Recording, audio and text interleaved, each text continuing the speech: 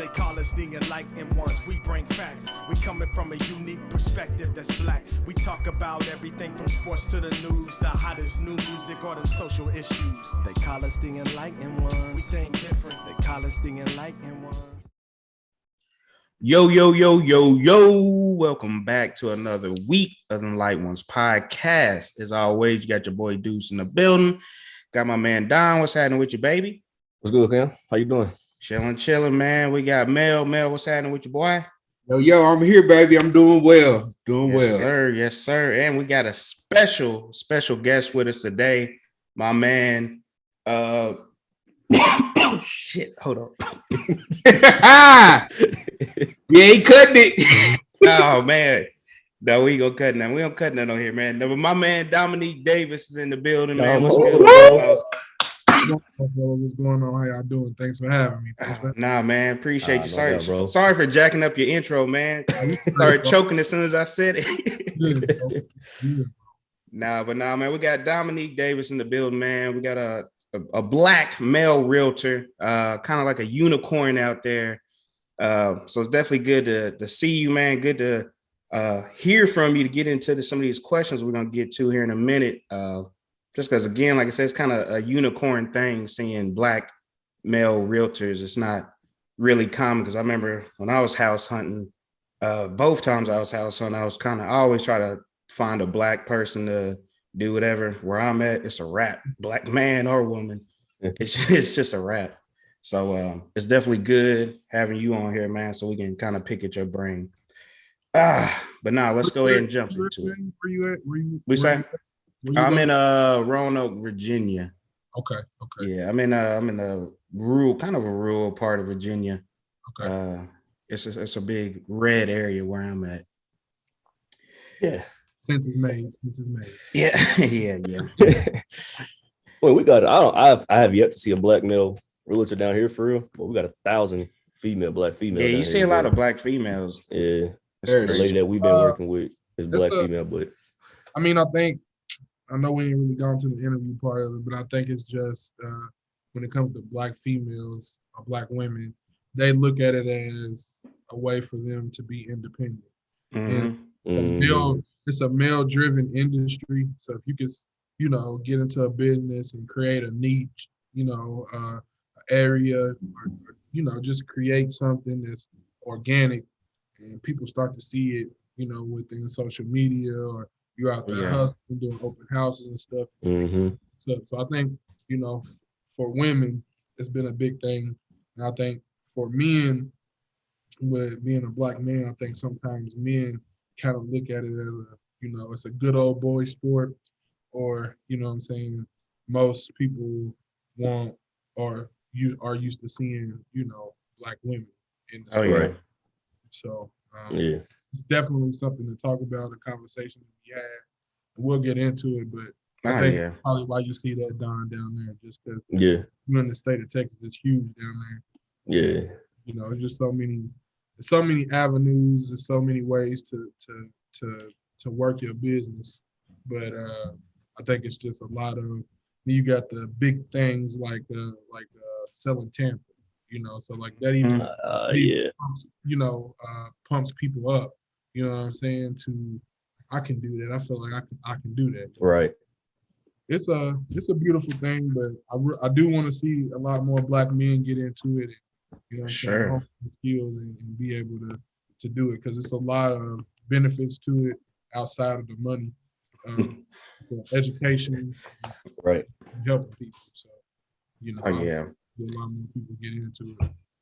Nah, it's dope. Yeah, we definitely gonna jump into that real quick. Let's go ahead and get these mental health check-ins in. How's everybody feeling, man? I'll pop it off, man. We'll let our guests go last. Let them close that mental health check out in. Man, I think I'm at about an 8. Nice 8. Man, I had what would be considered to most people a long week, even though it was a short week. I felt like it was 7 days of work and packed into 4 days, if y'all understand that one. But man, it's been it's been a mindset changer even this week. So I'm excited about what's coming for the following couple of weeks, and it's been an 8 for me. I got you. I'll take an 8. I'll jump in next. I'm gonna put myself at a solid 7.4 right now. I'll be a little bit better. Yeah, I don't even remember where I was at last week. Yeah, you was at a 9 last week. Hey, the only reason I'm down is because I got hit last night, man. I'm trying to regroup, man. We went too hard at the Delta party last night. So trying to gather myself. Then as soon as we record, got this little something in my throat. As soon as we get going, man, my throat been Gucci until we start recording. But now I'm gonna put myself at a 7.4, man. It was a good week. I got this last week until taking a little family trip, so I'll be off all next week. So just trying to power through this week, get everything done out the way so I can chill, man. Where you at, Don? Man, I'm probably about a 7.5. Ain't nothing wrong. Ain't nothing going on. Work was kind of chill. Finally got to go out on my own after all that training. So that was kind of dope. But I mean, outside of that, man, life's good. Can't complain. No complaints. Word. Dominique, where you at, boss? About where y'all two at, about 7.5. You know, 7.5. 7.5, right about there. You know, working a lot, but seeing the fruits of my labor. So that's always a blessing. Yeah, for sure. Seeing my son grow every day, you know, that helps my mental a lot. You know, the little different things, you know, that come with being a parent when they start saying stuff. Like this week, he started saying his name and how old he is and his birthday. So like, that's love. You ask him questions, he can recite all those answers. So that's like, you know, it helps me out. You know, it helps me out sometimes. So yeah, it's the little things. It's the little things like that, man. Nothing wrong, and nothing like that. But it's just 7.5. Not perfect, but you know, it could be better.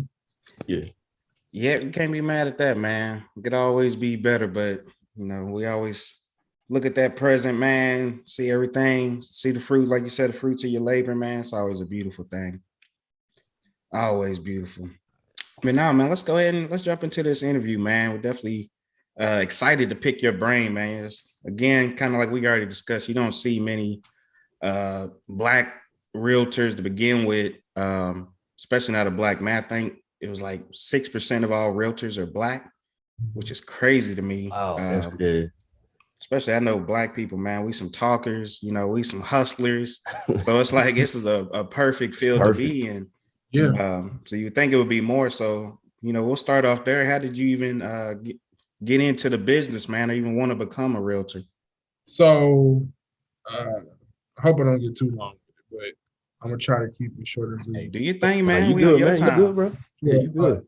So, you know, I went to school with Don, and you know, we just hustled while we was in school. You know what I'm saying? Like we did internships, and granted, our internship was like one of the best experiences that you could ever experience. You know, we had college basketball games, college football games, but we learned in the business of sport, you know what I'm saying, on different levels, marketing, game day production, just all that type of stuff. Right. So like that's what I wanted to do. I wanted to be a sports marketer for a college program. I felt like I learned enough at U of L during our golden years. Like when we were in school, you know, our team was, you know, national championship bound, basketball, football, we were top 10. Women's basketball was in the national championship. Yeah, was during that time. Everybody was all the time. So like I learned a lot about the business of sport behind the production. Like you should look at all games and stuff as a production. You know what I'm saying? So I got my hustle from that, like, and just learning. So I was in school, and like Don will tell you, it's a grind. When you get out of college, you know, especially you're a Black man, you know how it goes. So we out here trying to get jobs, and you go on these interviews, you feel like you got enough experience, you feel like you've learned enough, and then you just don't get the proper shot. You know what I mean? So like I was chasing it for maybe like 2.5 years, just chasing a job anywhere I could get. And it just didn't make sense. None of the jobs, like, you know, I don't come from an affluent background. So it's like I can't just leave my roots here that I've built and go work for 20 grand somewhere because my mom and daddy got it to give it to me. You know what I'm saying? When I needed help. So it was just like I didn't have that. So I couldn't make those decisions. So and I got offered maybe 1 or 2 jobs that they would just weren't what I saw myself doing. Like I went to college and created this deck, and y'all want to pay me to move to Myrtle Beach, which is a beautiful place. Coastal Carolina gave me my first job opportunity out of college, but they wanted to pay me $8.25 an hour. I was already making almost, double that and a half working as a assistant manager at a shoe store. I'm not doing that. Yeah, nah. Exactly. So I was just like, forget that. So I kind of, worked for 2 years in a management spot at Champ Sports, and I'm a family guy, so like it's nights and weekends. Retail don't sleep. So after that, I was getting in a position to get my own store, but I'm like, they're gonna move me somewhere like Springfield, Illinois, in the middle of nowhere. Yeah. You know what I'm saying? I ain't gonna know nobody, and I'm gonna be working nights and weekends, and this is what I'm gonna do. So I kind of jumped out of that space, and I was like, I need to regroup my life. So I was like, what do I want to do? So I got a job as a teacher because, I'm real big on purpose. So I'm going to end this story with that. Like, I'm real big on purpose. So remember I said that. But I'm like, my purpose is to help people. Like, what can I do, like, to help people get better or aid people in any type of way?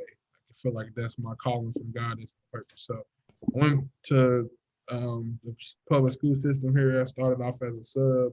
Then I got a long-term sub position, and they were, pushing me to go back to school, and they would pay for it, but I just wasn't happy with like what I was dealing with, and the pay was okay, but I'm like, I see what people say, like, yeah, it ain't worth it. Paid enough, they don't. Trust me, I was there, and like I look back on my past, and like I was bad, and I was bad enough. I wasn't a scoundrel or nothing, but I was like, man, I look back on the teachers I gave hell to and be like, shit, I'm sorry. Sorry.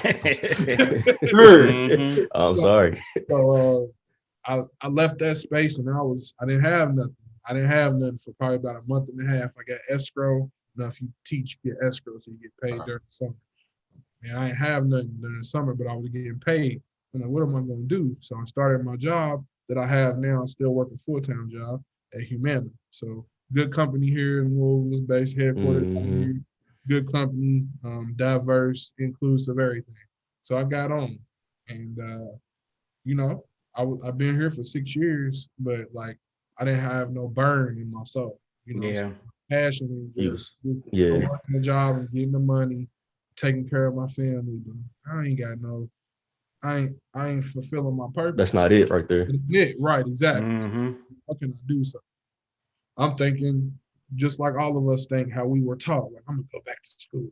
So I went back to school, got my master's. Humana helped me pay for it. I got my master's in business administration, and I'm still looking for sports jobs. Like, I could do this. I know I can. I was at the highest level with some good people who taught me the game. I could do this shit, but like, you know what? I had to hang it up because it just wouldn't happen for me. And at that point, you know what I'm saying? I'm 25. I can't make no financial sacrifices no more. Like, it's over. Yeah. So I've always loved real estate. I've seen people, build their business and build their network with it. And, it was a lot of money, bro, to get into. So my mom, and shout out to all the mamas out there, but my mom like knew that I was struggling to find what I wanted to do. So she called me one day. She was like, I need you to come over to my house. I said, okay, I'll be there. So I came over. She had my start date for real estate school in my book. Sheesh. Oh, wow. Like, you start school on Monday. Big stuff. Wow. So, wow. Like, all right. And so, like, she caught the class on a discount, but it was a sacrifice, every Tuesday and Thursday from 6 to 10. After work, I got to go to class. Goodness, that's dedication right there. Yeah, so it's 96 hours. You got to get 96 hours, and then you got to pay. Then you got to pass the school test. So finish your 96 hours, you pass the school test, and then you take your state board. You know what I'm saying? So it's like it's a two-part. It's a state part, and then it's a general part. I got you. But they separate it. So you take those, and you got to pass. You got to pass both. So like, let's say you pass the general, but you fail the state. So your general is cool, but you got to go back and take. But it's $100 every time. Ooh. Yeah, $100 Damn. every time $100. So, needless to say, I failed the first time, and I'm gonna tell y'all why I failed. So, I went to school, and if you do it right, you know, those 2 days, you can do a 2-week crash course where you can go from 8 to 5 like a job and finish it out in 2 weeks. Right? Or you can do the 2 nights a week for 3 months straight. So that's what I did, right? And I gave myself a little like break and I was really studying, you feel me? So I got done starting in October, I got done in January, and I was like, I'm gonna take my test in March. So I scheduled my test in March of 2020. Y'all know what? Man. Yep. So like by the time I was able to take my test, it had got pushed back from October to like September. It was September. So like, just think about it. If you don't use it, you lose it. You know what I'm saying? So from January to September, I was like, damn. You know what I'm saying? So I finally got a chance to schedule it where they start opening testing centers back up. And I had to drive all the way to Lexington. I'm in Louisville because they didn't have no Louisville dates. So I drove to Lexington. I failed by like 4 points on both tests. So I'm like, I'm close, I'm there. So I went back, I think it was like the next week, and I passed the state, and I missed the general. So I went back the next week after that, and I passed both. So at this time, it's October of 2020, and that's when I got started, and that's how I got started. And my mama just knew that, you know, I've been looking at it for a long time. She made a sacrifice for her son, like a lot of parents do. And at the ripe age of, you know, I was 30 now, I was 28. She saw that I was struggling to, you know, I'm making it happen. I'm independent. I always been on the hustler. She's like, you ain't doing what you want to do. And she saw it, and she was able to provide me the means to start school. And, you know, I paid her back my first commission check. She got it. Just to be able for her to see that and propel me into an industry that I wanted to get into, that I just did research. It only costs like $2,000 to get started. So like, she took it upon herself to say, I want to see my son succeed. I'll sacrifice the $2,000 and I'll get it back on the back end. That's love right there. That's love. Shout out to all the mamas that believe. I swear, because they can sense that stuff, man. Yeah. They can sense crazy, it, bro. I'm a parent, you know what I'm saying, now. But it ain't nothing like a mama's instinct. Like, you know, my family. No, they know. They know. They know. And sometimes you need that kick, man. And that's, you know, they'll do it for you. You don't do it, they'll do it for you. Sure. So that's love, man. That's definitely a dope story on how you got into the game for sure. That's wild. I was telling myself, man, I don't know how you got into it for real. Yeah, shout out to your mom, man. That's what, bro. Like, you know, I'll talk about the little intricacies on my choices that I've made thus far once we get, you know, more into the interview. But like, that's literally how I got started, bro. She just believed. Like I used to talk about it all the time, you know, like, one day, you know, man, I love real estate, you know, blah, blah, blah, you know, because that's how they make their money. You know what I'm saying? And I've been able to see that by being in rooms that I probably wouldn't have been privy to if I didn't make some of the choices that I've made. And we'll talk about those choices, but like, I've been in some rooms, like multi-million-dollar conversations, like stuff where I'm like, you know what I'm saying? Yeah, like what? I'm at closing tables, people walking away with $100,000, like, you know what I'm saying, a check with your name on $100,000. You know what I mean? So it's just like, just because they leveraged their knowledge at a certain point in time. I got you. So kind of break it down for us. So you get your license and everything. So what happens after that? Do you try to, work with a realtor company? Do you kind of go independent, try to find your own? How's it go from there? That's $1 million question right there. So mm-hmm. Go for real. Like, and this is the game. So like once you get your license, you raw. You know what I'm saying? Think about it just like when you get your driver's license, you raw. You feel like you know how to drive, but you don't know. Yeah, you don't know shit. Right. You know what I'm saying? Right. So you get your license and you have to make a choice for yourself. So when I say that, I mean like you have to choose a company, you know what I mean, that is that's going to pour into you, and then also is going to give you the knowledge and the freedom to learn and be able to make mistakes and find the correctable mistakes, like all that type of stuff, right? So just like a coach, you want to find you a good coach, right? Oh yeah. So if you go into personal training, you don't want to go to somebody that look like me, you know what I'm saying? You know what I'm saying? You got to go to somebody that, all right, I might not want to look like you, but I want to get down to look something like it. So this girl I went to school with in high school, her name was Krista Wynn at the time. Her name is Krista Richmond now. She went to college. She graduated. She just got a general degree, but she's Caucasian, but like she'll tell you like she didn't know what to do. You know what I'm saying? She just went to school because she just thought she had to go to school. So she got It was a thing to do. Yeah. But she got out of school and she did that 2-week crash course that I was telling you about. She was either going to be she said she was going to grind to be a news anchor or be a realtor. So like, you know how you watch people from afar, bro? Like we can all say we don't look at people's social media, but like I was looking at her social media like a mug, bro. And she just following them, yeah.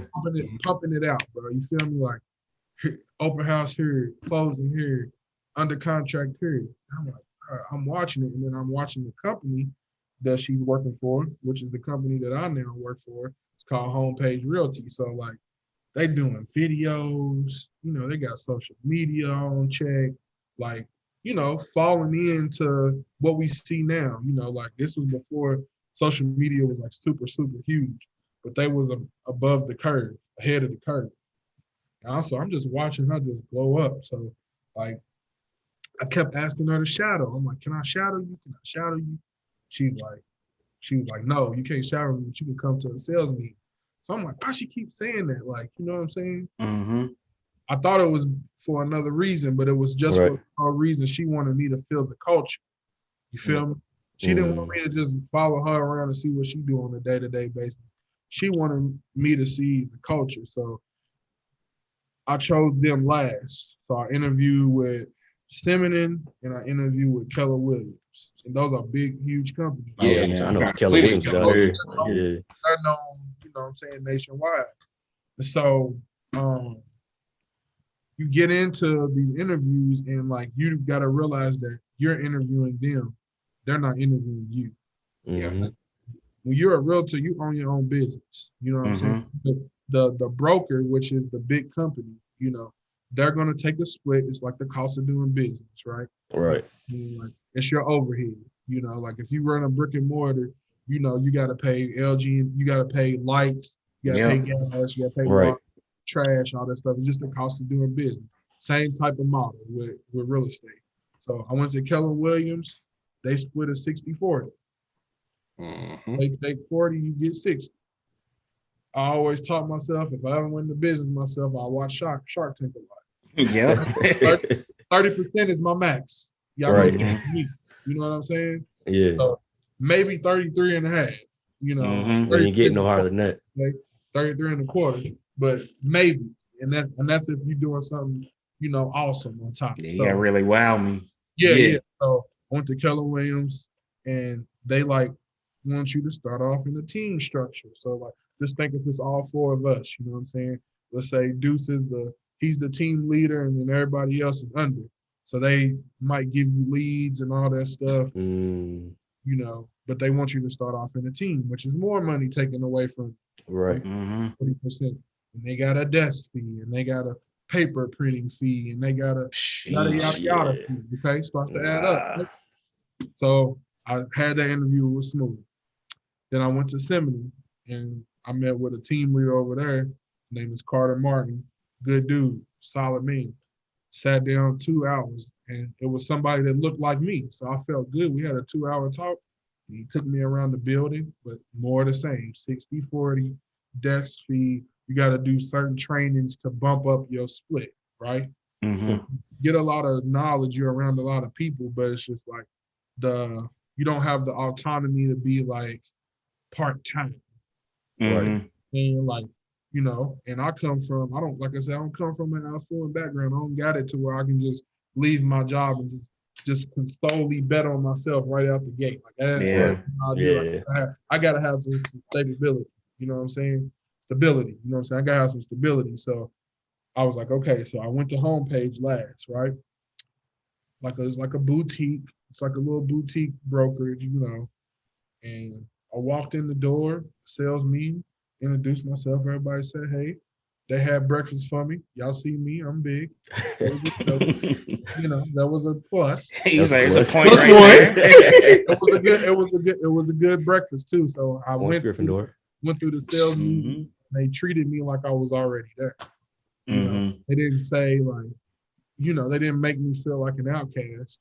And then on top of that, you know, it's predominantly white. Okay? So, you know, there's not that much diversity at this time. Right? So after the sales meeting, I meet with both brokers. One of our brokers' name is George Baird. The other one is Kerry King. All right? They co-owners.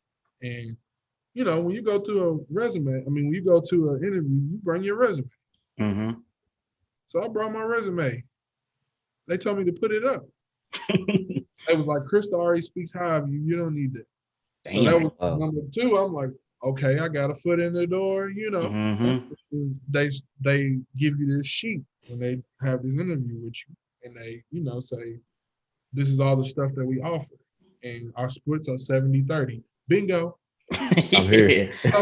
Tail start wagging, yep. And where do I sign? Yeah, so then you see all the services that they give you. So like we have an on staff media team in a media room. So we do videos. You can get new headshots. They take, like, if I had a listing, right? So like, let's say I was going to sell your house, James. You know, we have people in staff, and it doesn't cost anything. It comes from our 30%. They will come take the photos for us. You know what I mean? Like, so in the business though, you would usually have to find somebody, pay them, you know what I'm saying? Right. But they already taking that off the top, and you seeing what your 30% is getting utilized for. You know what I mean? So, you see all this stuff. You got access to the building. You got access to the media team. You got access to like listing inputs. You get a mentor. So for your first 2 transactions on the buying side and the listing side, you get a mentor. They handhold you through the whole time. You know what I'm saying? And it comes as a fee, 10% of your commission, but it's like at the end of it, you be like, I don't know where I would be if I didn't have this. Right. Like, I'd have gave you more shit. Yeah. Real talk though, for real. Saying that I would have gave more, because it's like, one for them, I don't know if I would have closed. So like, the choice I made to go to a predominantly white brokerage that offers all this stuff is because I felt at home, number one. I didn't feel like my nickname is Dom. Nobody calls me Dominique there. Nobody. Okay. I don't feel like I got to go in there and put on that proverbial cap. Right. Yeah. And be somebody I'm not around people. You know what I mean? I can be who I am. And then on top of that, like, I didn't want to put myself in a box. So we got like a nice amount of Black-owned brokerages in Louisville, right?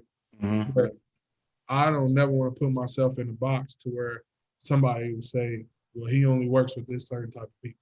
Yeah. You know what I'm saying? I'm with you on that. So like I wanted to put myself around some people that I can listen to and learn stuff about, and then expand my business out into them zip codes where, you know what I'm saying, the money is at. Mm-hmm. Right. You know what I mean? So I put myself in a position there to learn from people who are willing to learn, and then the culture, like I don't know, man. I ain't never worked at a place like this. You know what I'm saying? Like the culture is like phenomenal. Like, and you know how you hear people big up stuff. You like, okay, whatever, but I got there and I'm still there to this day, going on 2 years in October.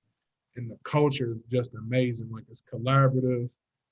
People are willing to help. Like if you in a bind and you need to call somebody, somebody's gonna be free. Somebody's gonna answer. We got a a private Facebook group. If you need somebody to show a house for you because you got too much going on or you can't make it, all you gotta do is put it in there. You know what I'm saying? And it comes at a cost. $50. That's the going rate. If you need somebody to show a house for you. But as a newer agent, that's the way you can build up a relationship. Mm-hmm. Yeah. Relationship.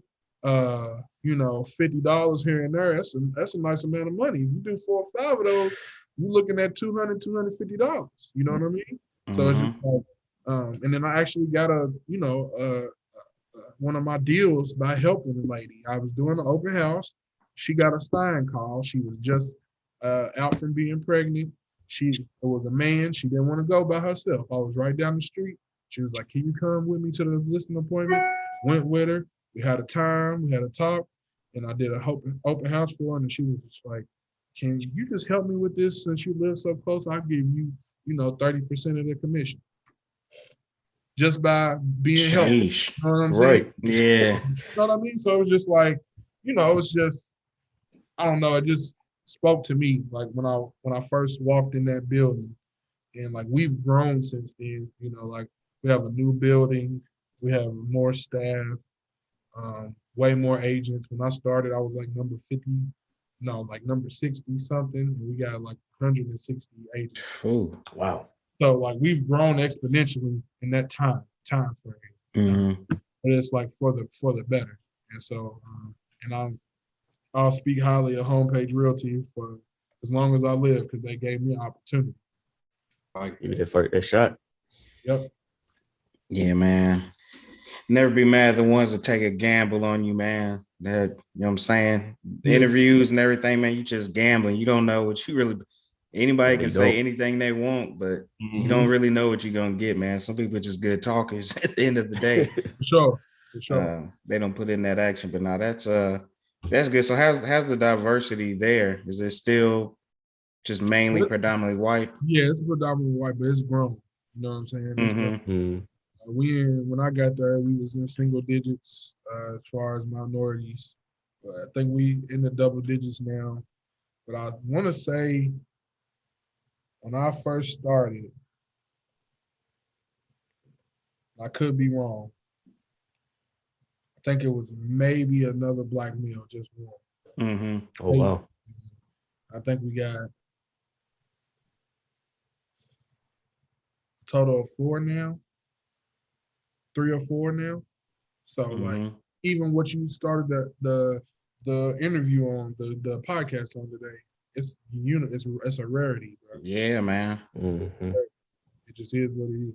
I think when people see like that first like black male realtor, then it's like, I can do that. We can do it. You know what I'm saying? We can do that. Usually that's why they always say representation matters. It does. It's you think about I think about black teachers. I remember somebody asked me like, who's your first black male teacher? And I'm like, fam, I don't think I ever had one.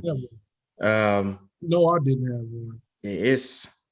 I had don't one. think I've ever had Take one. that back. I had one in elementary school. Yeah, I had one in 7th grade. But I was in Mississippi. The whole school was black. So it was like I never had one, bro. So, I don't think I've ever had one either. And it does because like when I was a teacher, you know what I'm saying? Like a lot of the teachers where I was at was like jealous or or maybe I'm using the right word, or I don't want to say envious because that's kind of deep, but like jealous of the relationship that I had with the kids. So like Monday through Fridays, I wear, polo, slacks. And on Fridays, I'm wearing a t-shirt, some jeans, and some Jordans. Right. Bro, because that's what they, like you said, representation matters. Like they gotta, if they see like somebody that's like them, or or something like that, they're more inclined to step out of their box or like focus more or whatever. And I had ECE kids, bro. So like you just imagine, you know what I'm saying? Like what I was dealing with. But a lot of the kids would just come, and it was rough at first, but then they realized, who I was, and they come in and they get some act right because they know like he's one of us. You know what I'm saying? You know what I'm saying?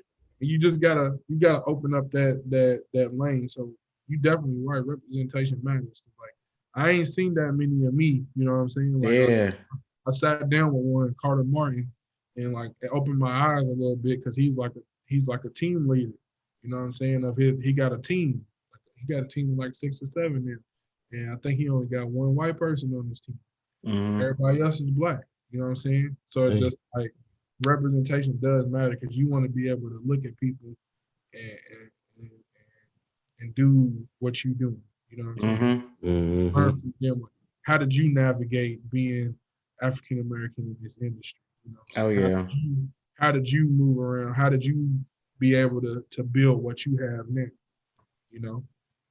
Do you feel any pressure with that? Being a black realtor, to be like, hey, how can I, get more black men like me into this? Yes and no. Like real estate is so broad, man. It's so broad. So it's like you don't gotta be a realtor to be in real estate. You know what I'm saying? But it's just like I felt my purpose is fulfilled because I'm helping people. You know what I mean? I'm literally helping people check off a box, like bring happiness or create generational wealth or do something that their parents before them never had a chance to do. You know what I mean? Last year, I put a 50-year-old woman who'd been living in the apartment for 26 years, you feel me, in a house. And like, she was excited about it. She was geeked about it. Man. So, you know what I'm saying? Like, just imagine it, bro. Like, she been grinding all her life. She got 2 kids. She been in the same apartment for a long time. And she finally had enough money and credit repair and all the things to go get a house. Something that she could say, it's mine.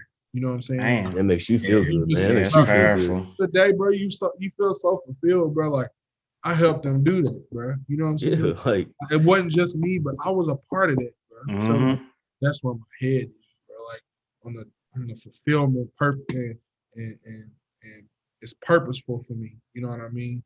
But it's like the pressure that you're talking about. Like, I just want people to understand like what this is. You know what I'm saying? Like, we can all do this. Like, I bought my first property at 25, and I didn't think I could do it. Man. You know what I mean? So, and I wasn't forced to do it, but it was just like, it was a decision. Like, I was living where I was living, same place where I live at now, matter of fact. And he was gonna sell it, and I was renting it at the time. He was gonna sell it, and I was just like, damn, I gotta go find somewhere to live. Yeah. So I started apartment hunting, and I was like, this shit ain't it. You know what I'm saying? Like, right. Yeah, hell yeah. So, my mama was like, why don't you just go get pre-approved? I'll do what all of us do. I ain't ready. My credit ain't this. Dog, that's the number one thing I hear. Blah, blah, blah. He was like, sound like me right now. Go see a lender, see where you at. And even if you don't get approved, then you'll know at least. You know where you at, yeah. Know what you need to work on. I went in that meeting with ignorance. I walked out pre-approved. Man. And I ended up buying the condo that I rented. I bought it from him. He bought it. He sold it to me on a player discount because I had rented it to him for 4 years. He gave it to me for 80 bands. Y'all do the math. Yeah, right. man. Let's be nice. Yeah. So like, and today I could sell it for 120. So like that's what I want people to understand, bro. Like you buy something and you let it work for you. Maybe it might not be in the greatest appreciating area, but at the end of the day, you paying yourself back. You It's paying yours. like Yeah. when you leave, the money that you pay, like let's say when you pay rent, you pay that to somebody and they just take it and do what they need to do. It's it's black hole money. It's money you never gonna Mm-hmm. see. But when you own, the worst, you can lose money, of course. I'm not saying there's no risk involved, but like more than likely the worst thing you're gonna do is break even. Yep. You know what I'm Yep. saying? But most of the time you're gonna walk away with some money. I'm telling y'all, I sold a house to some people back in December. These people the sellers had lived in the house for maybe 2 years, maybe two. They walked away with 58 grand after commission. Come on, dog. Hey, Somebody on salary for a year. Yeah. You know what I'm saying? I can vouch that, man. I can vouch that. Just because you bought something and you sat there, and then if you outgrew it, you outgrew it. But now it's time to go. You leverage that money. You keep leveraging that money to the next property, and that's what I'm seeing. What people do, they leverage that money. You move somewhere, stay there. It starts appreciating. Oh, it's time to go. Let's go ahead and get our bang for our buck. Walk away, get some money, then you take that money to the next bigger crib and still have the same amount of mortgage payment. Yep. Cheat code, bro. It's a cheat code. Yeah. And let me ask you a question real quick, bro. I'm loving this energy, bro, because I feel like not only just a lot of African American males, but people in general can really, really feed off of the energy that you bring in, man. Mm-hmm. When you sold your first house, Mm-hmm. what was the one biggest takeaway that you feel like you got from it? Like, was it like, okay, I need to, yeah. Like, what was the one biggest takeaway? That's a good one. So the biggest thing is just like managing your clients' expectations and managing their emotions. Like people see real, they think it's just money and closings and congratulations, but it's like, it's a grind, bro. Mm-hmm. We might see 10 or 12 houses before we see the one that you actually say, all right, this is it. And we might say that's the one, but then you say we might lose. You know what I'm saying? There might be 4 or 5 people. So it's like the biggest thing is falling in love with the grind through showing them the houses and stuff, but then managing their expectations, even when they're under contract. You know what I'm saying? Because like when you do a home inspection and stuff, there's gonna be stuff that comes up, and you got to manage and say, look, this is not as bad as it looks. Like you hire a home inspector because you want them to tell you everything that you can't see in the house, but they gonna do their job. You know what I'm saying? They gonna tell you if it's a damn scratch on the wall right here. You know, They're gonna nitpick everything. You gotta be able to differentiate and say, okay, is this a big thing? Is it not a big thing? Do I want to let the house go over something that can be fixed? Yeah. A huge, stuff like that. So I think that's the biggest thing is falling in love with the grind. Big. Okay. Are you good? You good? I gotta get my chart. Give me 1 second. Yeah. So the black home ownership, man, it's crazy. I think there's so many misconceptions with it. Yeah. For sure. I mean, he's opened my eyes a little bit now. It's like just go see if you can get approved. Like I think that's the thing too, man. Because I remember when I was first looking at houses and stuff like that, like I'm scared, dog. Like I don't know, it's like a big it's a huge thing, man. So I'm sitting there nervous, dog, trying to figure out like, what do I even do? What is step one? Right. So I know in my situation, I ended up going to I worked for insurance company, and they were owned by Berkshire Hathaway. And we had a Berkshire Hathaway realtor. I knew I'd probably get a discount or something. The only reason I went by there, I was like, let me stop by. I hit up got in there, you know, they're like, what are you looking for? I'm like, I'm just trying to figure out the steps on how to buy. Like, I don't even know what to do. The realtor came out. He was like, you got some free time right now? I'm like, yeah. He's like, let's sit down. Man, we sat there for about an hour. He wrote down the whole list, you know, kind of interviewed me, seeing what I wanted to get out of it, what I was looking for. Man, he just opened my eyes to so much. I'm thinking it was a lot harder than what it really was. But I was just so scared to make that first step. And when I made the first step, and I'm like, fam, I really have everything I need. You know what I mean? I was like, my credit was good. You know, I was scared. I think my biggest fear was the rejection.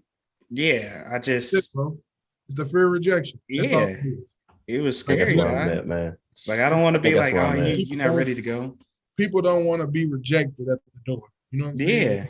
Yeah. And the way you got to look at it is, it's not a rejection. It's just information. Like, you got to go. It's one of those things. If you don't know, you don't know. Yeah. Right.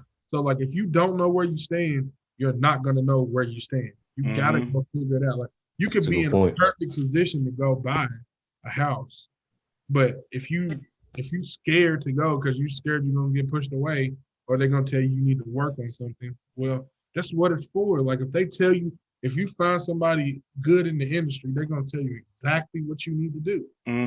You know, get ready. They're gonna tell you the step. They're gonna tell you about how long it's gonna take you. And if they're really good, they're gonna check back in with you monthly. Like, you're on task, you're doing what you need to do. That's love, yeah. You know what I'm saying? But it's really about getting out of that fear of being told no, or saying you're not quite ready. You know what I'm saying? Like, and I get those calls a lot of people like, I don't know where I stand, or I reached out to a realtor or a lender. They tell me I'm not quite ready. My debt to income ratio is not quite right, but they gave me the steps to do what I need to do. And then how many people just fall off? They don't stay focused. You know what I'm saying? Like, okay, sometimes you just gotta focus for 6 months. You gotta cut out the out to eat. You gotta cut, like, if you cut out, like, I think that's a big thing in our industry. I mean, in our culture as well. It's like, Black people, we pay for convenience. It just is what it is. Like, facts. We pay for convenience. So it's like, sometimes when you pay for the convenient stuff, that can take away from your goals. Like, I've seen it myself. I had to pull up my bank account one time and just look at how many times I bought food just because I didn't want to clean up. Not because I didn't want to cook, just because I don't want to clean up after. You know what I'm saying? Yeah. Then you look at your bank statement, you be like, well, I'll be damned. Yeah, but I need to chill. $8 or $9 meals, they add up. You know? So, you know, and it's just convenience, bro. So it's just like, you know, but if we focus and we get down to it and really, you know, and I think even on a larger scale, I think it needs to be taught at an early age, you know what I'm saying? And I think the generation that came after us is kind of understanding as far as like, you don't have to go to college to be successful in life. Like, I think that when I think when we were in school, are y'all all around age 30 or so? Yeah. Yep.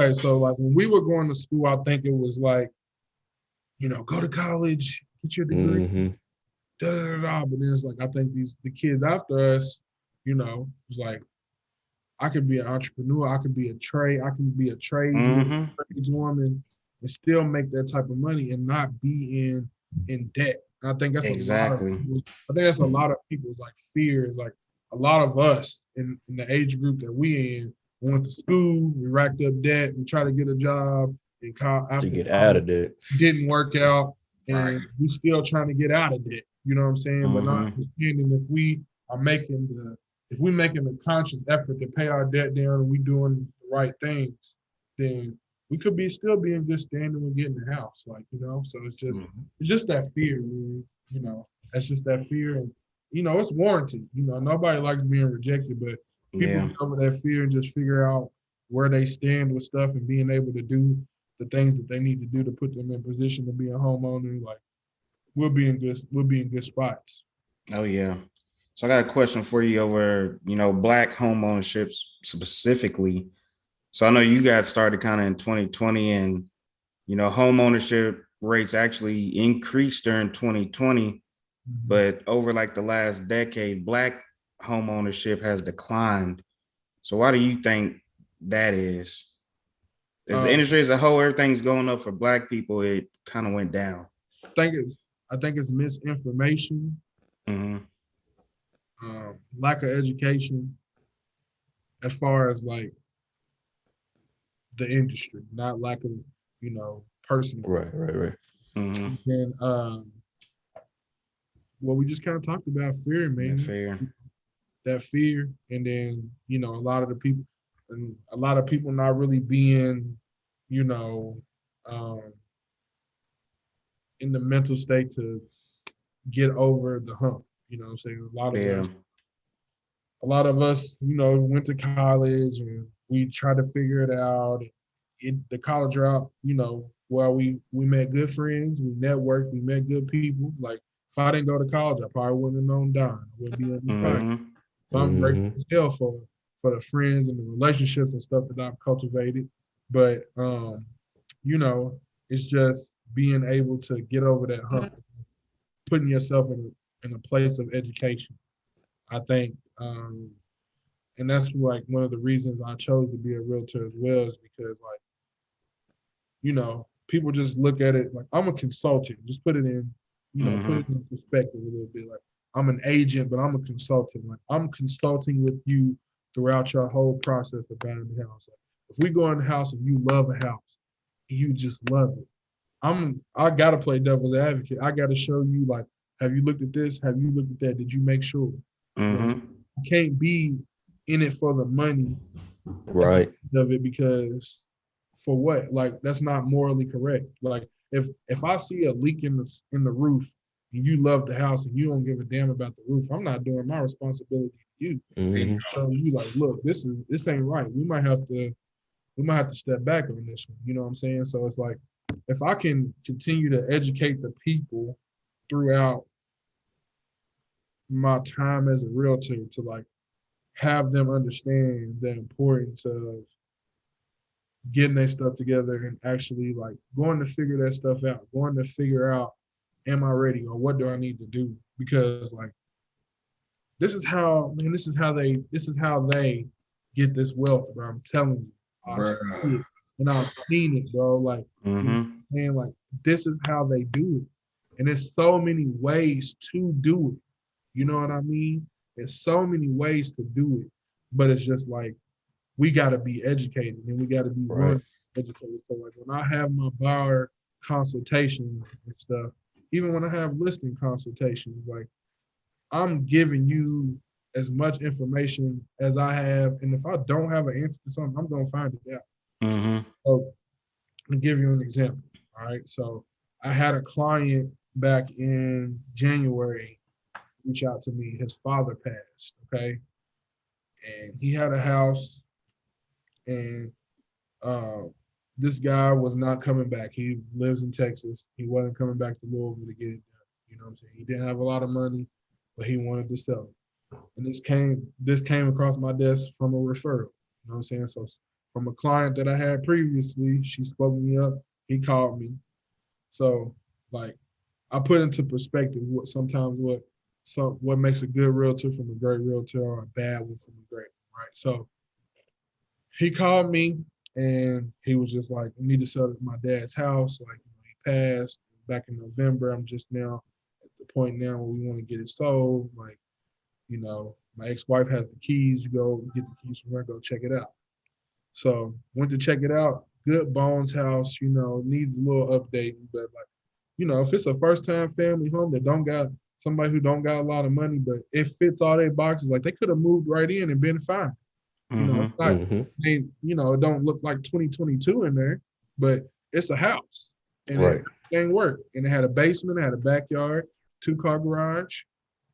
Only thing about the house, the man, he was just I ain't gonna say he was a hoarder, but he had a lot of stuff. You know what I'm saying? So like me knowing how the market was shifting, we had to move fast. Yeah.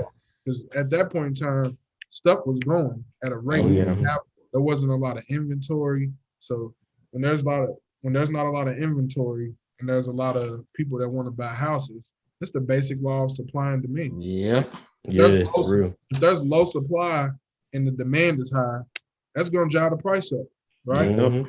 So when we first started talking, he was like, I'm looking, 180, 185.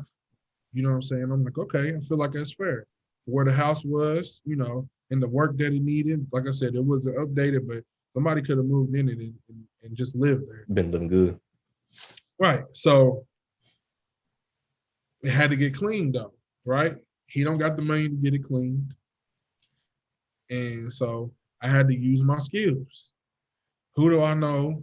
Or can I go over here and do it? So at first I'm like, I can go do it. Me and my mom can go over there. We can go get it cleaned out.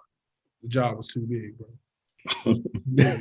We overestimated. So I'm like, I told him, I called him like, look, I'm gonna pay for this because if we want to get you top dollar for this house, people gotta see it with a blank canvas. You know what I mean? Right. Yeah. You can't have all this stuff in here, like, because you get, people that try to lowball you. They see all that stuff. We'll take all the stuff. We'll take it how it is, but they're going to. I'm giving you 160. Yeah, I'm going to give you 160. Bingo, Don. I give you 160. Y'all can just keep all the stuff in it. And I'm like, look, if you want to get top dollar for this, like, give me a little bit and get it cleaned out. So I hired a dumpster. I hired a cleaning service, a junk and removal service. They came. Then I hired a cleaning service. Then I hired a lawn care service. All right. So after that, all of that, I'm probably out about $2,500 on my own. All right. I got confidence. Like, I know we can sell this house. I talked to my mentor about it. We're looking at comp specs. Like, all right, this is where we at. So we ended up putting on the market for $194,999. Sheesh. All right. That's what we put it on the market for. We got 12 offers. The winning offer was $221. Wow. You know what I'm saying? So it's just like sometimes you gotta be able to listen to the advocacy that somebody's trying to give you. And, and I had to have confidence in myself, like, we're gonna sell this house for over. I'm coming out of my pocket. So I gotta have the confidence. So just investing down. Exactly. Hustling together. So he paid it, he paid it back at the closing table, but it was just like, you know what I mean? Like, I had to see the vision. So like, it's just the advocacy, man. People gotta get educated on everything and know where they at. Like, to go back to the basis of your question, James, like, in order for us to change these numbers, people gotta really get educated. You know what I'm saying?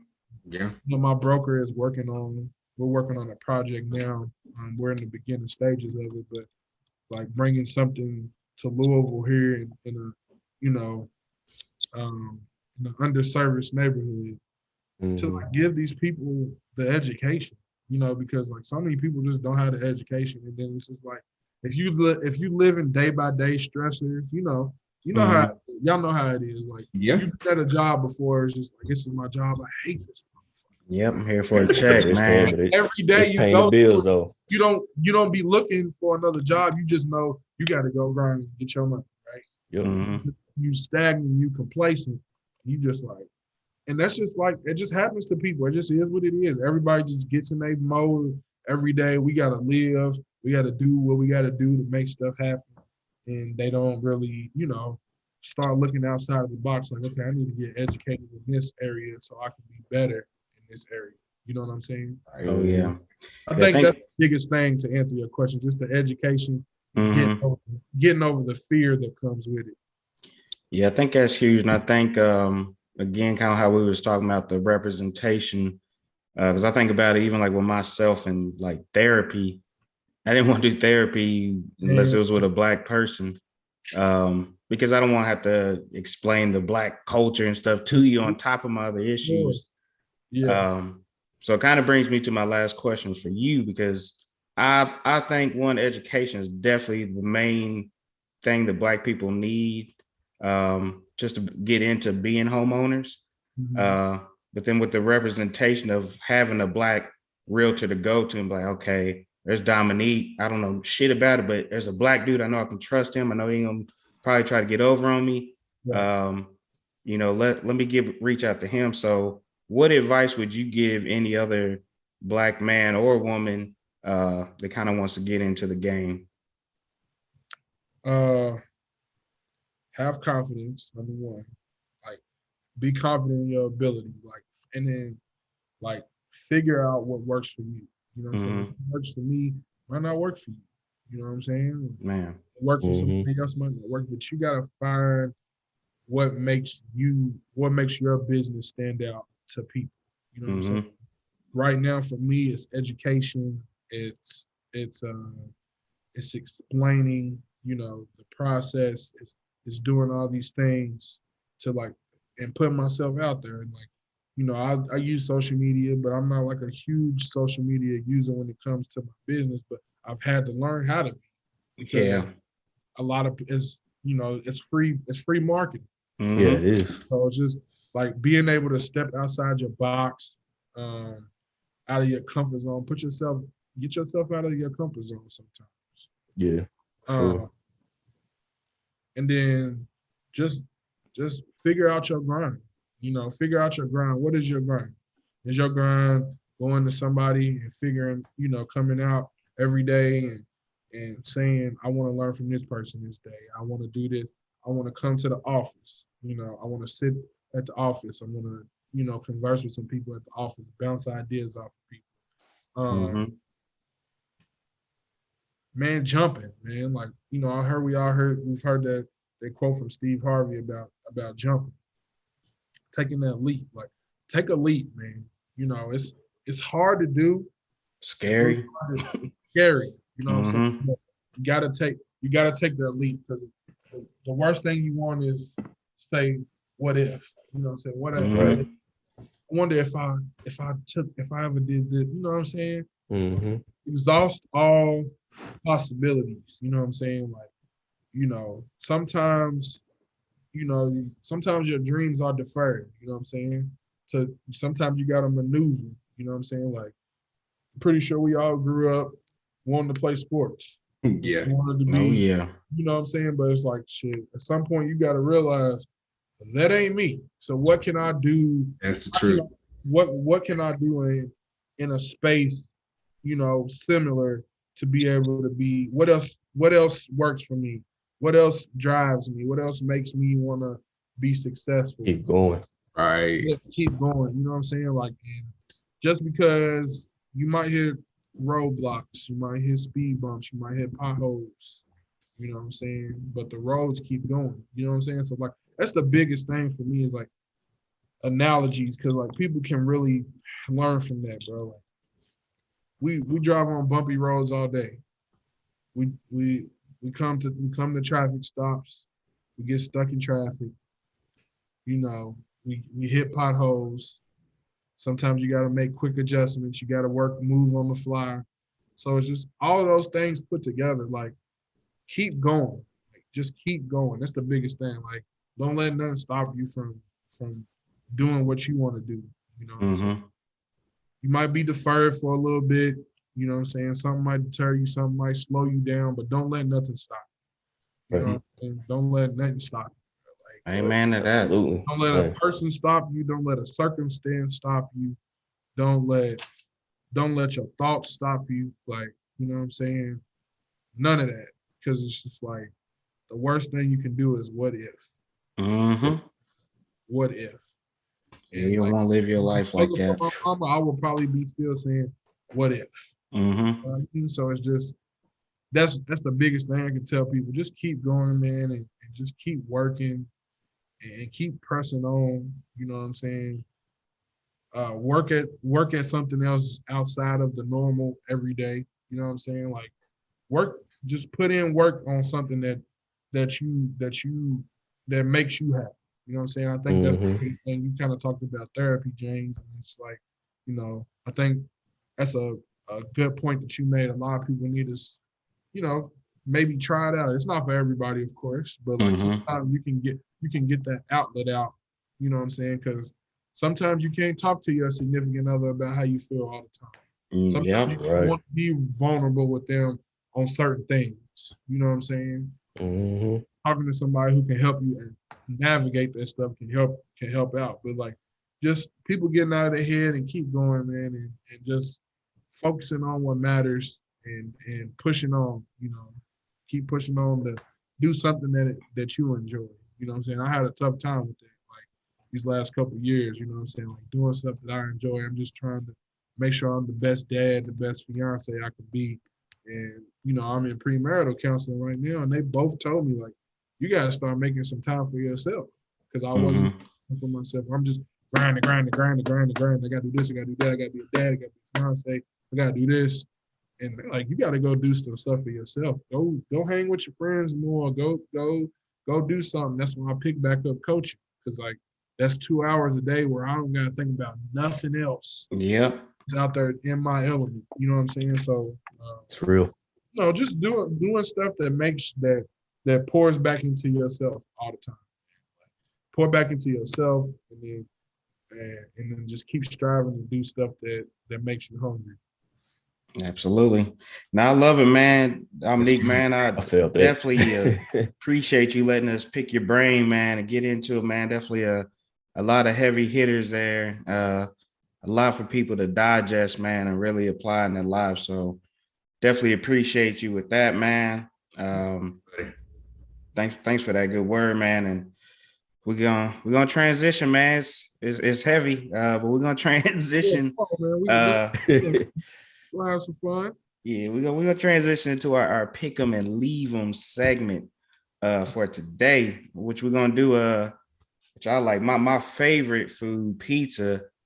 So we're gonna do a pizza style one. So we got one style has to go. We got New York pizza, we got Detroit style pizza, Chicago, and St. Louis. I'm be honest, I didn't even know Detroit had a style. I didn't either, dog. You got the deep or dish. St. Louis. Deep dish is Chicago, ain't it? But it's a different type of deep dish. Yes, it's weird. Yeah, I like it. Huh? You ever had Jets pizza when you was here? Yeah. That's what the Detroit pizza looked like to me, like Jets. Yeah, that's exactly what it looked like. Yeah.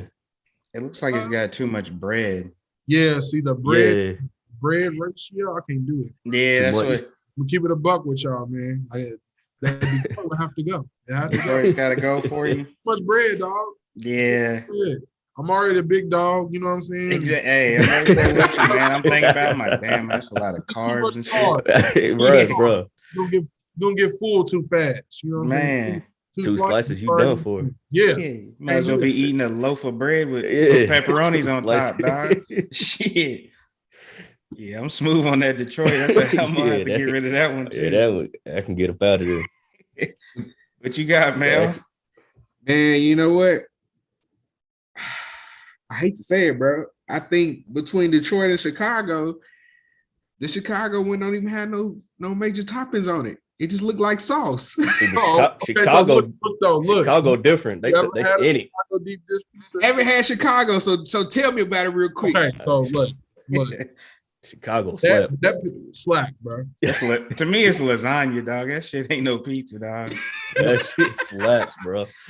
It slaps, bro. Have you ever had James? Have you ever had Giordano's or Giordano's? I ate some. I was in Chicago in May, and we ate at one of the popular spots out there. It hit. Don't get me wrong, it hit, but it was a lot, dog. Like one slice. That's why I call it lasagna. So Jamil, just think about it. Like it's like they make it like have you ever seen the cheesecake dish? Like what they make the cheesecakes in? It's kind of like it. You know what I'm saying? Mm-hmm. Put the dough around the cheesecake, around the outside, and then you stack the toppings up, and then you bake it.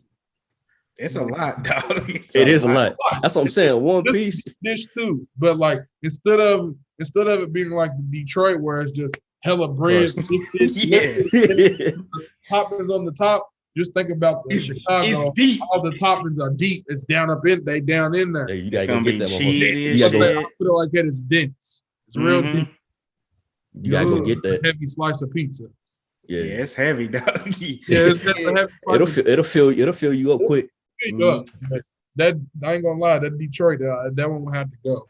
Yeah, I ain't gonna. Yeah, Detroit's out of there. Yeah, Because that's too much bread. look like I'm gonna have to let that Detroit go. that looks like a very thin line of cheese and a thin line of pepperoni. Hey, the and all that Detroit one crust. making me thirsty, dog. Just looking at it, this shit look like it's gonna dry your mouth out quick.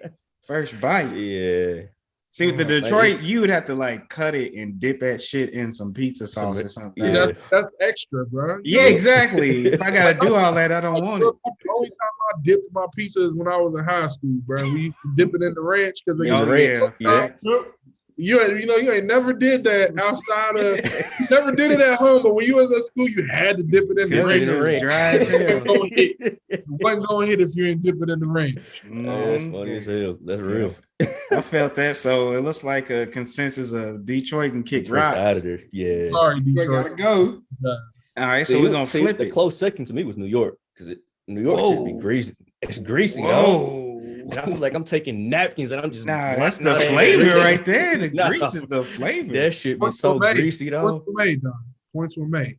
Man. It's just, See, I don't know, bro. It's like, and then like when you from New York, they get mad at you because you don't fold it and shit. Like, I ain't trying to fold my pizza, bro. Yeah, I don't like the folding. It don't taste the same to me when I gotta fold. Pizza you know what I'm saying? Yeah. It's extra. You know what I mean? That That would would have have a big ass slice of pizza. Like New York is my favorite drunk pizza. Like we got a spot out in DC, man. When you go out to the bars out there, they got them big ass New York style pizzas. Is that dog. You be jumbo out there, slice? you be folded, dog. Just big ass. Here, did you eat at Spinelli's? oh yeah, See, I don't like Spinelli. I think that shit. yeah, Is that New York style? Yes. yeah. Big It is. slices, bro. But There is a place called New York. I'm telling you, but you got to Slice. take the napkins and get that Like, damn grease off first. Nah, Shit man, be gotta greasy keep the as hell, grease dog. on there, dog. That's the flavor right there. Then you feel all man, that's Have bad for your arteries, disgusted. bro. Yeah. It is. Bad pizza, all that grease in your arteries. That's what makes it good. You eat it every blue moon. If it ain't bad for you, the food ain't good, man. Hey, I'll agree. It's facts. That is real. The Though. best tasting food is the But worst why shit. is that though? Y'all ever ask yourself why is that? Why the good stuff? Why is the good stuff got to be bad for you? Why is the bad stuff? Mhm. You know what I'm saying? That shit's trash.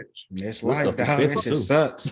Yeah, And that the good shit stuff expensive as hell. It I'm like is. shit. Yeah, it goes back to what I was saying convenience earlier. We used to eat out of convenience. We used to Mhm. think of all the hood meals we used to eat growing up, all the shit that we had to eat because we didn't have nothing else. Mhm. Man, pork and beans. What the fuck is that? You ever thought about? Just think about that shit, bro. Pork and That is beans. real. That was a meal. That was a staple. Like we having beanie weenies tonight. And you used to eat that shit. I think about that shit, eating potted meat and fucking Yeah. Bro, you feel me, bro? All that shit. Vienna Yep. sausages, sardines. Oh in the my can. God, trash. hey, I'm gonna tell y'all one thing, bro. I'll swear. If I had to, I might have to die, bro, because I ain't eating no Vienna sausage. these days. Nah, you couldn't pay me to eat no Vienna Nah, I sausage. couldn't. Not now. Bro. Back in the day, I was smacking them. Back in the day, Back in the day, they put out the Destroying them barbecue damn joints. Bruh, destroying them now. Nah, you couldn't. You'd have to pay me to do that shit. Boy, Bro, that I shit would- looks so You'd have sick. to, bro. That shit Bro, is- just think about our kids trying to eat that now, bro. bro, Like, you They heard me? wouldn't. bro, I would never, never. never feed I would Malachi Vienna I would sausages or sardines. It'd be a battle, bro. It would My be a battle. kids You're not wouldn't gonna even- leave it savor dog. until you eat it. She gonna sit there. My kids is way too bougie. Why I for that smell shit. like that, Daddy? Hey, bro, do y'all ever like just think about like we all are from different parts and we all saying the same shit. Like you just like, you ain't getting up from this table until you You done. ain't Like, Facts. we all know that shit though. It's just culture. Hey, We all speak to that, bro. Like there was a time that I would vividly remember this, bro. So I know y'all know this meal: the cabbage with the sausage. And the Nah, potato. God, y'all know man. this. Aunt Curry used to make the shit out of that. Oh dog. my god. So mama made that one time, and I ain't gonna eat cabbage, bro. So I ate the potatoes and I ate the sausage. I told her I was done. She said, "Oh well, you're gonna be sitting there until you finish that cabbage." Mhm. I sat there Yep. at 12 o'clock at night. They went to sleep But I was so scared of my mama. I didn't move. She went to sleep. She got up. You still here sitting here? Get your ass in the bed. That was me and my mama eating greens. That's what I'm saying. I'm like, nah, I'm gonna sit here. We're gonna ride this out. Because I'm not eating that shit. It looks like it's gonna be a long day between me and you, mama. Yeah, I'm like, hey. You gonna give in before I give in. Yeah, I'm not gonna fold. You gonna be tired of me sitting here. Exactly. And then they do just like you said. You still here? Get your ass up. I made the table sleep, boy. Like shit. You thought I was gonna fold? Hell no. Nope. I won this one. Shit. I had a whole football game with the salt and pepper shake. Nah. You gonna entertain yourself. Oh man, this food is not getting ate. Bro, I can tell y'all this, man. I remember I was at my grandmother's house, man. I was supposed to eat something. I was like, I'm not touching that, right? She was like, okay, you can go to bed. Cool. I thought I won that battle. Guess what I had for breakfast? That same thing. I said, bruh. She said, oh, I told you was gonna eat it. And it better not sit here more than the day. Dang. It's gone.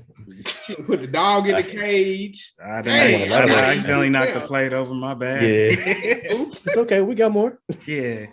Hell nah. Yeah, all right, so let's flip the script on it. Which one cannot go off this list? Which one's that staple that can't be touched? I don't know. I mean, I'm looking at St. Louis. I'm not thinking that St. Louis one can't go for me though. I don't think St. Louis. I've never known a St. Louis style. To me, it's just thin. I didn't know that was I just thought it was thin. I don't know if that, if this is a thing. I never knew it was a St. Louis style. Yeah. Every pizza that I've ever had that's cut in squares, top tier. Dog. It never fails. When I order any pizza like Papa John's, I get it thin and I want you to cut it. And I tell wifey, she's like, why you always do squares? I'm like, it tastes different. Like, it does. The squares make that shit taste different, dog. I don't care what nobody says, dog. It's like the perfect amount of everything. Like, and it'd be like the perfect bite. To them four in the middle. You got to those. Oh yeah. The ones in the middle gonna have everything, boy. Everything on there. They don't miss. And y'all looking at each other like, hold on, there's only one piece left. Yeah. Hey, shit. So I grab a couple of the middle ones first just to get it out the way. We're gonna have to cut this thing in half. Oh man. All right. So who y'all rocking with? I'm rocking St. Louis. Yeah. That even though I just found out it was St. Louis style. Yeah, I know. Yeah, I'm pretty much going St. Louis too, man. Thin crust for the win, St. Louis on it. Yeah, thin crust hits. I hate to do it. I love thin crust, but New York pizza is the GOAT to me, dog. That's the OG, and the New York pizza has never failed me on some I'm drunk, I'm hungry type mission, dog. Like it just always hits. Like when I'm drunk, I don't want no thin ass pizza like that. Okay, so look, let's talk about this for a little bit. So you're talking about drunk foods and hangover foods or whatever. So what's a staple where you at? Like if you drunk and you need to go sober up, like where you going to eat? Where you going to eat? That's tough right now. I know that spot right off the bat. Two spots for me. I got two of one in Dallas and one when I was in the field. The one in Dallas is called Velvet Taco. You can get like a chicken and waffle type taco. Yes, oh my god, dog! It's almost like a craft beer type thing. Okay. It's like a craft taco. Slaps. And the one in the Ville was always Burger Boy for me. Okay. Always. See, you want to know something, Don? I'm pissed, bro. I didn't figure out about Burger Boy till we graduated. I'm mad as bro. I'm so mad about that, bro. We used to smack that shit. They opened up ritually. They opened up another one here. It's called Burger Girl. But it's the same thing. But Burger Boy is 24 hours. So Burger Boy slaps. Service is terrible. But horrible. Slap. That's how it is.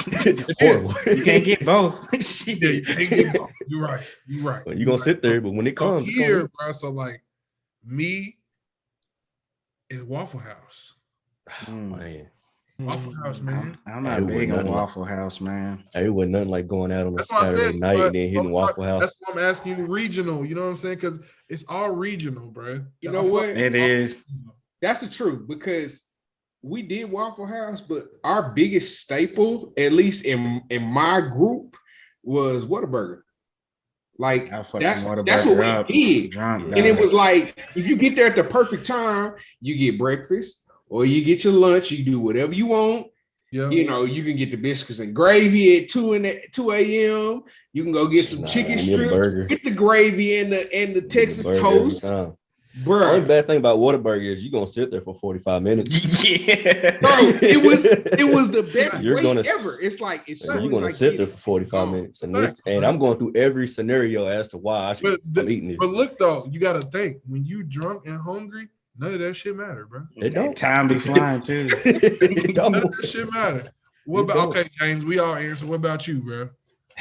See, it's the shit. I went today. I went to damn Sonic was my go-to, but usually my favorite drunk is Taco Bell, dog. Like you can just order a bunch of bullshit. Bro. Yeah. That taco. Have you ever realized though that Taco Bell is so high? Dog. Yeah, they taxing them. They be taxing. Yeah, that wouldn't go these days. Back in college, so $5 went a long ass way. Had them little dollar tacos or whatever. It used to go a long ass way. And I went to EKU, man. We had a lot of white people out there. Yeah. And they, dude, I'll buy your food. Hell yeah, bro. Shit. Hell yeah. In that case, let me get number 6. Let me get a couple burritos on the side. Asking you nigga, hey, bro, you want anything too? You right. So let me ask y'all another question. So we talk about this. I'm gonna ask y'all a question. What's the number one like regional food that you've had that everybody told you to get that was supremely overrated? I'll go first, and I might hurt some feelings. I can't wait for this one. West Coast, and I feel like everybody got to try it. I feel like I'm finna be on the same thing with you on this one. But In-N-Out, trash burgers, bro. Garbage. Yes. Horrible. I agree. It ain't worth it. It ain't. It's not. It's just overhyped. But trash. I feel like you gotta do it. Like when you go to the West Coast, you gotta try it. You have to, yeah. It's just trash. I'm glad we have them here because we have one down the road from where I stay at, and I've been twice, and I'm like, yeah, I'm done. Yeah, there's nothing fancy about it. That fucking sauce is $1,000. I don't even know why they trying to do it. Animal style. That shit is. It's real. I've been twice. I've ordered it and somebody brought it to me, and then a week and a half ago I went because there's one right next to my job, and it was like, "Oh, would you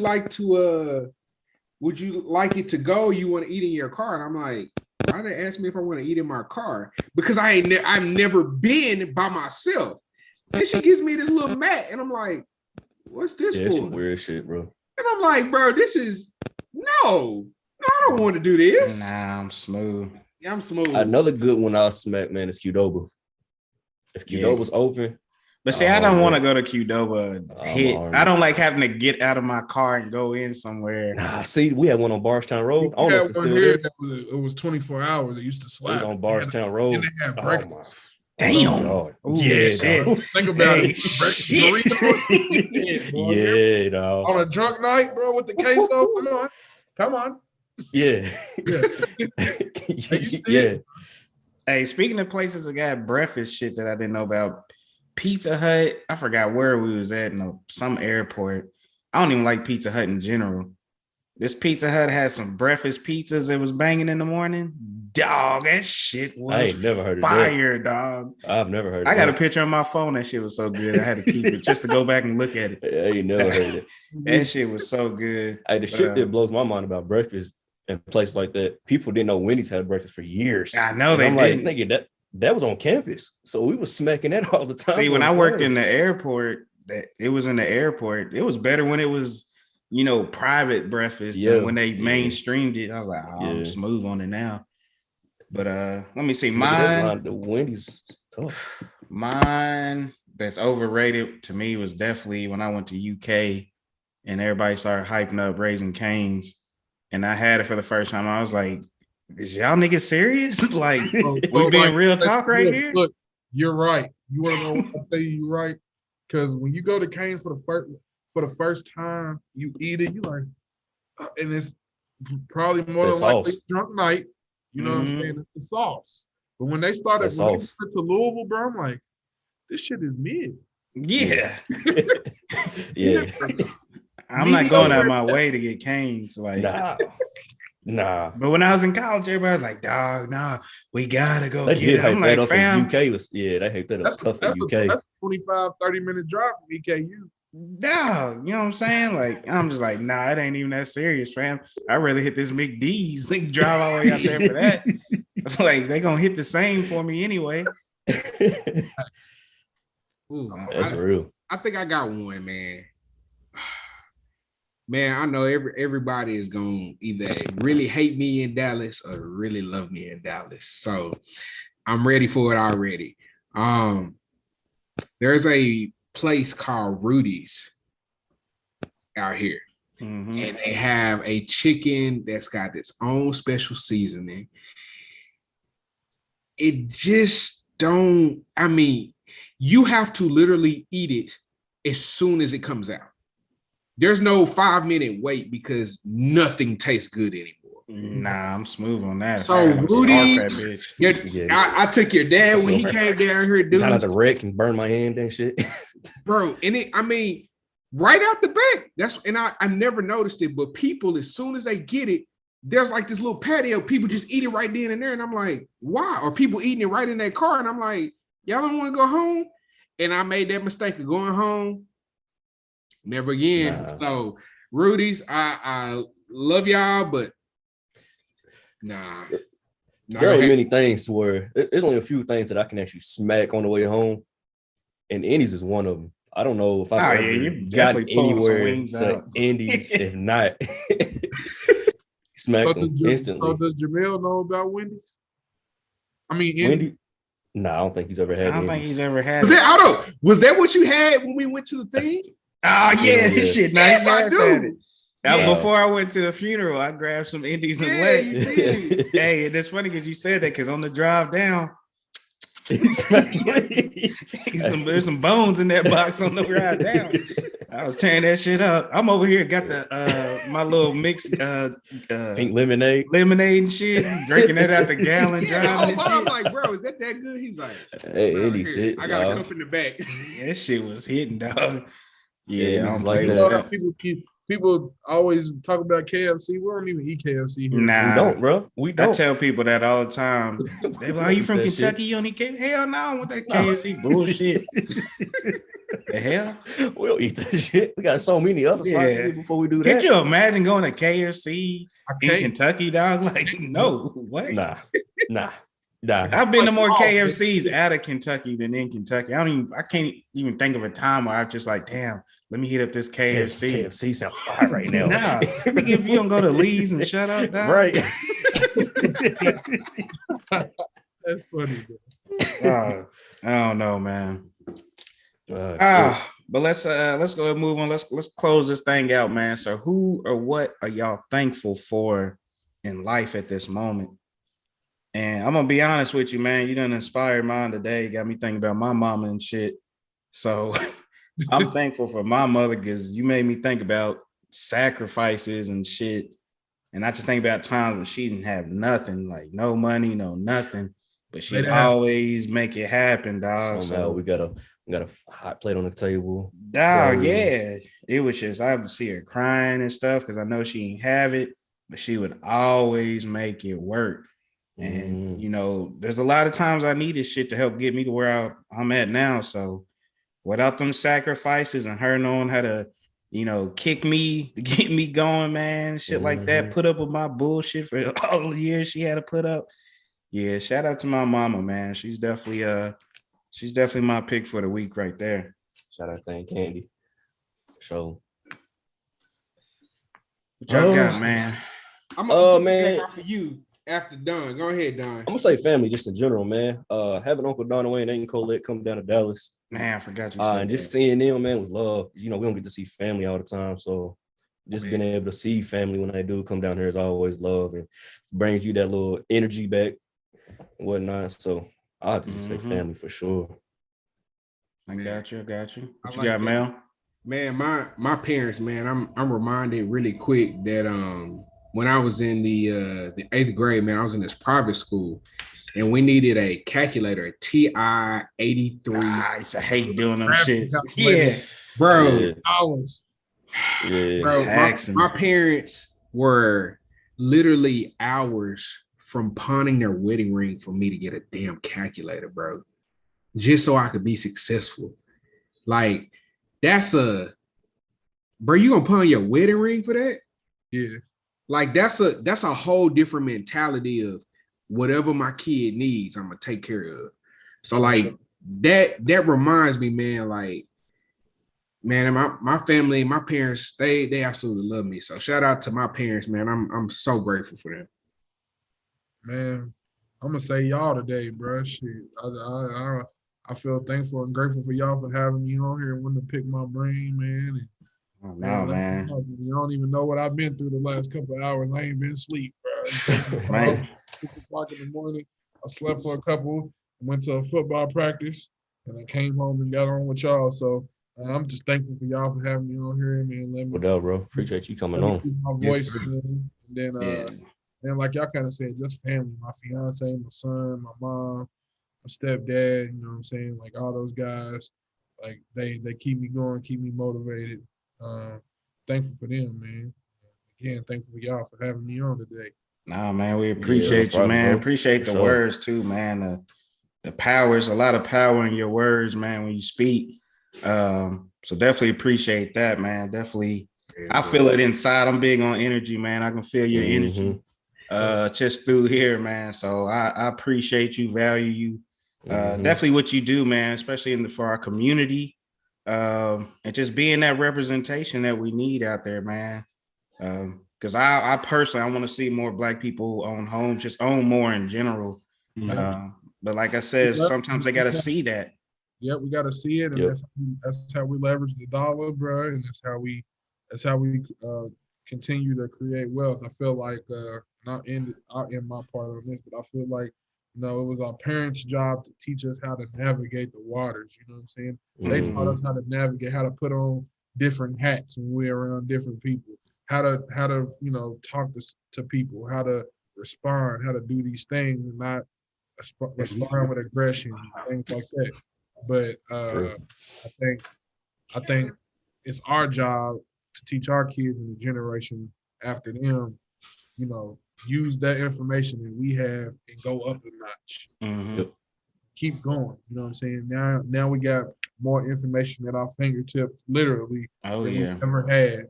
You know what I'm saying? So take that information and leverage it and be able to, create wealth for your family and leave a legacy. That's a big thing for me. Like, I want to leave. I'm right there with you, man. Yep. Absolutely. My dad passed when I was 13. He didn't, it wasn't a big amount of money, but he left me a legacy to jumpstart, something. So, I want to be able to leave my son, with a couple properties, and when I leave, he's straight. You know what I'm saying? Oh yeah. That's where we at. And I respect it. So Dominique, man, where can they find you, man? If they want to reach out, get some tips, work with you, how can they find you? So on Instagram, Still Winning Domo, just how it's spelled, no underscores, and then Still Winning Domo, DOMO. Still Winning Domo on Instagram. On Facebook is just Domo Davis. And then my business page on Facebook is Dominique Davis Realtor. So y'all can reach me at any of those handles, man. Be glad to tap in with y'all. I'm on Twitter. Yeah. It's a little less, I'm a little relaxed on Twitter, but I think we all are. DJ Deuce Man on Twitter, and but you can reach me at any of those handles, man, and I'd be happy to talk with anybody. If I got any questions, any tips, how to get started with anything. You don't got to be from Kentucky. You know what I'm saying? I'll help. I just want to help people. That's my purpose in life. So, y'all can call on me anytime y'all need to. I'm a little DM away. I check my DM. They open. Love it. I appreciate y'all, man. Definitely good seeing y'all, good brothers, man. Love you, y'all. I value y'all, man. It's just I'm glad y'all are around doing what y'all doing, man. Absolutely, man. Appreciate you, Domo, bro. Appreciate you for coming on, bro. It's been a long time coming. For sure. It's good catching up. Yeah, it's good catching up, man. I ain't sick shit. We ain't crossed paths since school. For real, Wow, so. bro. Hey, man, like I said, bro, shoot. You got a forever friend to me, bro. You a good No doubt. It's likewise. dog, man, for real. It's love. It's Likewise, love, bro. Well, y'all know where to find us. This is the Enlightened Ones podcast. We'll catch y'all next week. Peace.